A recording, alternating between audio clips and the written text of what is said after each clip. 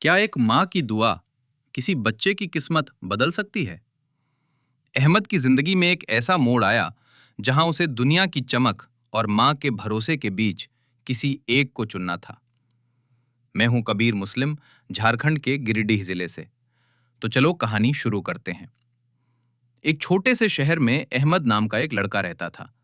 वो अपनी अम्मी के साथ रहता था। उसके अब्बू का इंतकाल तब हो गया था जब वो बहुत छोटा था। उसकी अम्मी ही उसकी पूरी दुनिया थी।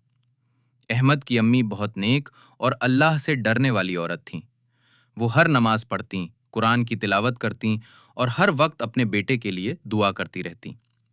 जब भी अहमद घर से बाहर जाता, उसकी अम्मी उसके सिर पर हाथ रखकर कहतीं, अल्लाह तुम्हारी हिफाजत करे, तुम्हें कामयाबी दे और हमेशा नेक रास्ते पर चलाए। अहमद पढ़ाई में अच्छा था, लेकिन कभी-कभी दुनिया की चमक दमक देखकर उसका दिल कमजोर पड़ जाता। उसके कुछ दोस्त गलत रास्ते पर जा रहे थे। नमाज छोड़ना, झूठ बोलना और बुरी आदतों में पड़ना। एक दिन उसके दोस्तों ने उसे भी अपने साथ बुलाया। चलो अहमद, आज स्कूल छोड़कर बाहर घूमते हैं, उन्होंने कहा। अहमद का दिल भी करने लगा, लेकिन तभी उसे अपनी अम्मी की बातें याद आईं। बेटा, अल्लाह सब देखता है। सही रास्ता चुनना हमेशा मुश्किल होता है, लेकिन वही तुम्हें कामयाबी देता है। अहमद ने हिम्मत करके मना कर दिया, नहीं, मैं नहीं आ सकता, मुझे सही काम करना है। दोस्त उसका मजाक उड़ाने लगे, लेकिन उसने उनकी बातों पर ध्यान नहीं दिया। उस दिन जब वो घर आया, तो उसकी अम्मी ने उसके चेहरे से सब समझ लिया। क्या हुआ बेटा? अहमद ने सब कुछ बता दिया। उसकी अम्मी ने उसे गले लगाया और कहा, अल्हम्दुलिल्लाह, तुमने सही फैसला लिया। मैंने हर नमाज में तुम्हारे लिए यही दुआ की थी कि अल्लाह तुम्हें बुराई से बचाए। कुछ दिनों बाद स्कूल में एक बड़ी परीक्षा हुई। अहमद ने मेहनत की थी, लेकिन पेपर थोड़ा मुश्किल था।